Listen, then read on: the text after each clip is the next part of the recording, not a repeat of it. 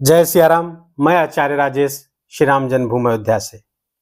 प्रिय दर्शकों, 13 अप्रैल की सायंकाल 4:45 पर मान सम्मान, उच्च पद प्रतिष्ठा, सफलता, आरोग्य, आत्मा, पिता और जीवन की समग्र सफलता के कारक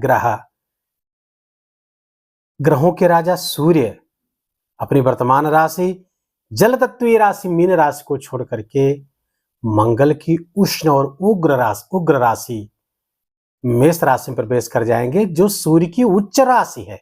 सूर्य यहाँ उच्च के होंगे, 14 मई 2024 तक यहाँ विराजमान रहेंगे और ये गोचर बहुत ही श्रेष्ठ गोचर होगा। क्यों? आप सब जानते हैं कि जब कोई ग्रह उच्च का होता है तो अपना सर्वश्रेष्ठ परिणाम देता है, बहुत उत्तम फल देता है। मिथुन राशि के जातकों की बात यदि करें तो यदि कुंडली में सूर्य आपके पराक्रम स्थान के स्वामी हैं, यदि आपकी कुंडली में सूर्य नीच, किसी की भी कुंडली में यदि सूर्य उच्च का होगा तो उच्च पद प्रतिष्ठा, सफलता आदि दिलाएंगे, उच्च कॉन्फिडेंस देंगे, राजनीतिक सफलता और समाज में बहुत मान सम्मान दिलाते हैं। लेकिन यही सूर्य अगर कुंडली में नीच का हो जाए तो शास्त्रों में लिखा है कि नीच का सूर्य 1000 राजयोगों को नष्ट कर देता है।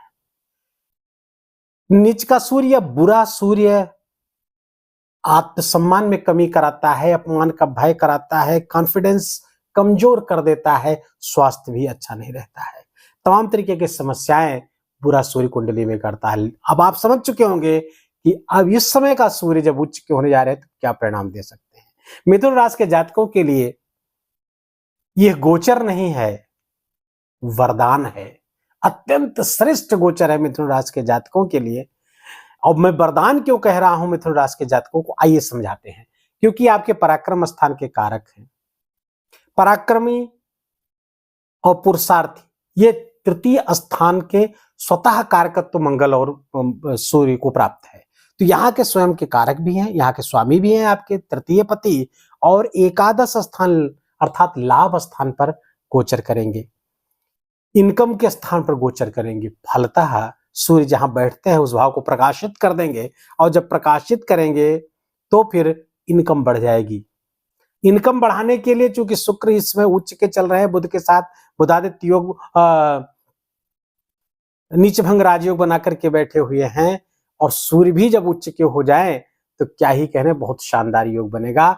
इनकम आपकी खूब भारी मात्रा में बढ़ती हुई दिख रही है, धनागमन खूब होता हुआ दिख रहा है आपका, और मनोकामनाएं, इच्छाएं पूर्ण होंगी। जो भी इच्छा भी रही होगी, कुछ बड़ा इस महीने हो सकता है, कोई बड़ी इच्छा आपकी पूरी हो सकती है मिथुन राशि के जातकों की।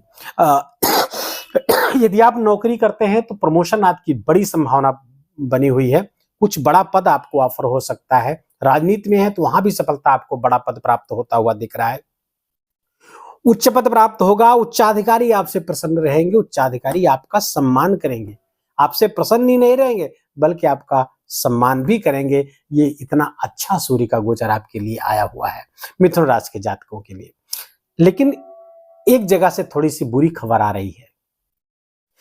यदि मिथुन राशि की कोई जातक या जातिका हमारी बहन अगर वो गर्भवती है और गर्भ उनका प्रारंभिक महीनों का है, दूसरा तीसरा चौथा चल रहा है, तो उनके गर्भ के लिए खतरा है, खतरे की घंटी है। तो क्या करें इसके लिए? मैं ऐसा उपाय बता दूंगा, इससे आपको कोई चिंता करने की जरूरत नहीं है। आप गायत्री परिवार, अखिल विश्व गायत्री परिवार के किसी व्यक्ति से संपर्क करिए, सब जगह उनकी शाखाएं हैं। गायत्री मंत्र लेखन की पुस्तिका वहां से ले लीजिए, 5-10 रुपए की मिलती है, और आप केवल गायत्री मंत्र लिखते रहिए। लाल पेन से गायत्री मंत्र लिखिए और खूब ज्यादा लिखिए, दिन भर में 2-3 पेज लिखिए, और पूरे, ये नहीं कि केवल गोचर तक, सूर्य के इस गोचर तक ना, आप लगातार इसको जीवन, जब तक बच्चा पैदा न हो जाए करें, हो सकता है तो आगे भी करें, लेकिन आप ऐसा करते हैं बच्चा आपका स्वस्थ होगा, निरोगी होगा, तेजस्वी होगा, पराक्रमी होगा। इसको आप जरूर करिएगा। बाकी जो विद्यार्थी वर्ग है मिथुन राशि के जातकों के लिए बहुत शानदार, आप परीक्षा में सफलता प्राप्त कर सकते हैं, कोई कंपटीशन दे रहे हैं वहां विजय आप प्राप्त कर सकते हैं, नौकरी आदि लगने की आपकी बहुत प्रबल संभावना है, बशर्ते कि ऐसे मिथुन राशि के जातक जिनके लग्न कुंडली में भी सूर्य अच्छा हो तो अब सब और आपकी दशा महादशा भी ठीक ठाक चल रही है, क्योंकि आपकी कुंडली तो हमें नहीं पता है, लेकिन राशि कुंडली के आधार पर सूर्य अच्छी स्थिति में है, कुंडली अच्छी है, आपके सपोर्ट कर रही है, तो ये गोचर आपके लिए बहुत सपोर्टिव है, नौकरी आदि मिलने की संभावना को प्रबल कर रहे हैं। प्रेम संबंध में विच्छेद की स्थिति बन सकती है, क्योंकि सूर्य की दृष्टि पड़ेगी पंचम स्थान पर, जहां पड़ती है सूर्य की दृष्टि वहां जलाती है, तो प्रेम संबंध में विच्छेद, क्योंकि विच्छेद कारक ग्रह है सूर्यदेव, तो विच्छेद करवा सकते हैं। आपका ईगो बढ़ जाएगा, अहंकार बढ़ जाएगा, वाणी कड़वी हो जाएगी, जिसके कारण से जो संबंध है, लव रिलेशनशिप, वो टूट सकता है और टूट ही जाएगा। इसलिए अहंकार को कम रखिए, क्रोधपूर्ण आवेगपूर्ण भाषा मत बोलिए, भाषा का, वाणी का नियंत्रण रखेंगे तो संबंध आप बचा पाएंगे। भाई बहनों का सुख सहयोग आपको प्राप्त होगा, भाई बहन आपके अनुसार अनुकूल होकर के काम करेंगे, उनको भी लाभ होगा, आपको भी लाभ होगा। व्यापार व्यवसाय के लिए सूर्य का गोचर बहुत उत्तम है। कोई नया का व्यापार व्यवसाय करना चाहते हैं, बिल्कुल आप सोचिए मत, शुरू कर दीजिए, क्योंकि लाभ आपके लिए बहुत आता हुआ दिख रहा है। चाहे वो पार्टनरशिप का व्यवसाय हो, चाहे इंडिविजुअल आपका बिजनेस हो, आप करिए, इसमें बहुत सारे लाभ मिथुन राशि के जातकों को व्यापार से आते हुए दिख रहे हैं। थोड़ा सा इस समय मस्तिष्क की गर्मी का ख्याल रखना है आपको, थोड़ा सा अहंकार, ईगो आपका बढ़ सकता है, हाइपर एसिडिटी का थोड़ा ख्याल रखिएगा, हो सकता है उसके कारण कुछ पित्तजन्य रोग आपके हाइपर एसिडिटी के योग बन सकते हैं। विद्यार्थियों के लिए मैंने बताया बहुत शानदार है, प्रतियोगी परीक्षा अगर वो कोई दे रहे हैं इस बीच, तो उसमें सफलता आपको प्राप्त हो सकती है। अविवाहितों के लिए अगर अविवाहित है आप, अभी शादी नहीं हुई है, तो इस बीच शादी के भी प्रस्ताव आपके पास आ सकते हैं, जो आप शादी आप तय कर सकते हैं।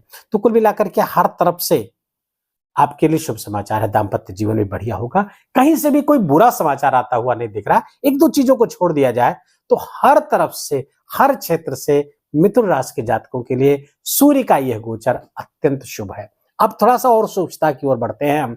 जब रेवती नक्षत्र पर रहेंगे 27 अप्रैल तक, तो रेवती नक्षत्र के स्वामी हुए मरकरी अर्थात बुध, देखिए कहाँ गोचर कर रहे हैं, नीच के होकर गोचर कर रहे हैं, लेकिन यहीं पर शुक्र भी है, तो नीच भंग राजयोग बना करके दशम स्थान गोचर कर रहे हैं, कर्म की श्रेष्ठता प्राप्त होगी, कम्युनिकेशन से, कंप्यूटर साथ से और सोशल मीडिया इन्फ्लुएंसर है, तो वहां से जब बड़ा लाभ प्राप्त होता हुआ दिख रहा है।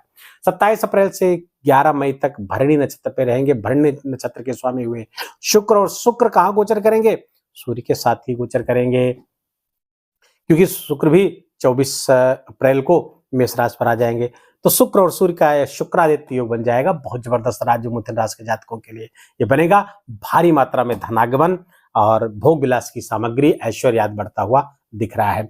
11 मई तक यहाँ रहेंगे, 11 मई से फिर आ जाएंगे कृत्तिका नक्षत्र में, जो सूर्य का ही नक्षत्र है, फलतः सूर्य अपने जैसा ही परिणाम देंगे। बहुत शानदार गोचर मिथुन राशि के जातकों के लिए यह है। कोई उपाय खास करने की आवश्यकता नहीं, बस सूर्योदय के पहले उठते रहें, क्योंकि यदि आप सूर्योदय के बाद उठते हैं तो फिर मेरे इस प्रेडिक्शन का कोई लाभ नहीं है, सूर्य बुरा हो जाएगा, 100% बुरा हो जाएगा। कुंडली में लाख अच्छा हो, लेकिन यदि आपकी दिनचर्या अस्त व्यस्त है, सूर्योदय के बाद तक आप सोते हैं, तो सूर्य आपसे बुरा परिणाम देंगे सूर्य। तो अपनी नियमित दिनचर्या नियमित रखें, सूर्य भगवान को अर्घ दीजिए, गायत्री मंत्र जपिए, और कुछ करने की आवश्यकता नहीं है। बहुत बहुत मंगल कामनाओं के साथ वीडियो कहीं विराम देंगे। यदि ये वीडियो आपके काम का हो, लाभकारी हो, मेरा बोलना आपका सुनना दोनों सार्थक हुआ हो, तो इस वीडियो को लाइक करिएगा, अपनों के साथ शेयर करिएगा, और कमेंट में बड़े प्रेम से जय सिया राम लिखना मत भूलिएगा। चैनल पर नए हैं तो इसको सब्सक्राइब कर लीजिए। अपना ख्याल रखिए, अपनों का ख्याल रखिए, माता पिता की खूब सेवा करके उनका आशीर्वाद लीजिए। जय जय सिया राम।